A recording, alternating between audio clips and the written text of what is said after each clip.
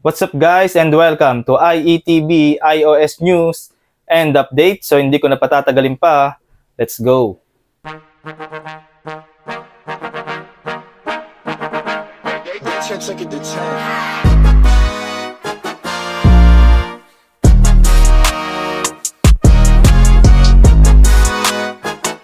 So nung unang release nitong iOS 17.2.1 ay hindi natin siya ginawa ng review. So, Reels lang ang ginawa ko doon. Ayan. So, in-upload ko yung Reels na yon sa Facebook. So, ito guys, after ng ilang araw, ay masasabi ko talaga na nag-improve talaga yung performance neto and yung battery life neto. So, ito guys, no? So, papakita ko muna sa inyo yung speed performance netong ating 17.2. Ayan. So, talagang wala siyang stutter or lag. And yung sa keyboard issue niya, ayan, talagang hindi na siya delay guys. Ayan, kita nyo naman na talagang wala na yung delay niya. Ayan. So, talagang mabilis yung performance nito. Even sa pag-run ng app. Talagang mabilis siya.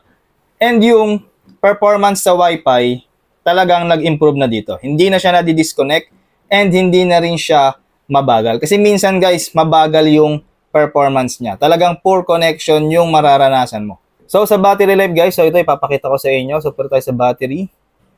And then sa last 10 days natin. So makikita nyo talaga na ngayong Monday, ayan. Ayan, naka 5 hours and 33 minutes na tayo sa screen on natin. Although nag-charge na tayo kanina, ayan, pero naka 5 hours na tayo. So tingnan natin yung Sunday ko. So Sunday is screen on natin is 16 hours. And then itong Saturday is 12 hours. Itong Sunday natin guys, naka-2 charge lang ako niyan. So naka 16 hours tayo sa screen on. So, 2 charge lang ako niyan, guys. So, talagang nag-improve yung battery life dito. So, ito guys, so makikita natin dito sa Facebook group natin, ayan, yung iOS Pilipinas, nagpa-poll tayo dito. So, yung poll natin dito is about sa battery life ng iOS 17.2.1. So, papakita ko sa inyo yung sagot ng mga naka-iOS 17.2.1. So, ito guys, yung sagot ng mga naka-iOS 17.2.1. So, makikita nyo dito na nakakuha tayo ng 43 votes sa poll na ginawa natin. So, sa good, ayan, nakakuha tayo ng 35 votes. Sa good yan, guys, ha? And sa terrible, nakakuha tayo ng 7 votes. Ayan, guys, yung kinalabasan ng poll natin dito about sa battery life sa 17.2.1. So, nagpa-poll din tayo sa YouTube natin. So, tingnan natin yung sa YouTube natin, guys. So, ito naman yung kinalabasan ng poll sa YouTube natin. So, dito, makikita natin na nakakuha tayo ng 21 votes.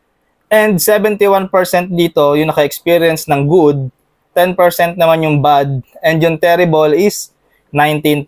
So, mas lamang pa rin talaga yung good battery life or good performance dito sa 17.2.1.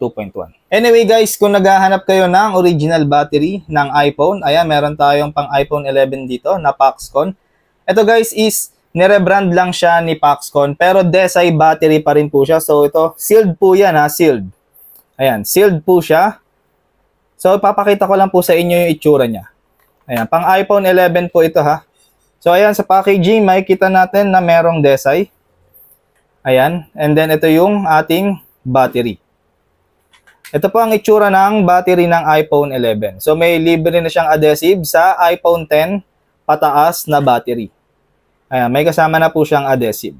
So dito guys sa 17.2.1, wala po talaga masyadong nabago dito. Walang bagong features, walang bagong security updates. More on bug fix lang talaga yung ginawa dito sa 17.2.1. Kaya guys, I highly recommended na mag-update kayo ng 17.2.1 para naman ma-enjoy nyo na rin at ma-experience nyo rin yung na-experience namin na good battery life dito sa 17.2.1. So ito guys, kahit din dito sa TikTok natin, ayan, so kung titignan nyo, so ito yung ginawa nating Reels guys, umabot na ng 13.6k views. Ayan, so click natin yan. Ayan, so kung babasahin nyo yung mga comment dito guys, ayan, talagang makunat daw talaga ang battery. Ayan, kahit dito sa 14 Pro daw niya, makunat daw talaga yung battery life ng 17.2.1. Kaya guys, I highly recommended talaga na i-update nyo na yung mga device nyo dito sa 17.2.1. So yun guys, hanggang dito na lang. So sana nagustuhan nyo itong video natin at makapag-update na rin kayo dahil talagang maganda itong iOS 17.2.1. So para po sa iba na nakaka-experience pa ng mga lag and issues, comment naman kayo dyan. I-comment nyo na lang dyan guys sa baba yung mga issues nyo and yung mga naka-experience din ng good battery life and performance. Paki-comment na rin kung ano yung mga unit nyo para matulungan din natin yung ibang iOS users dyan.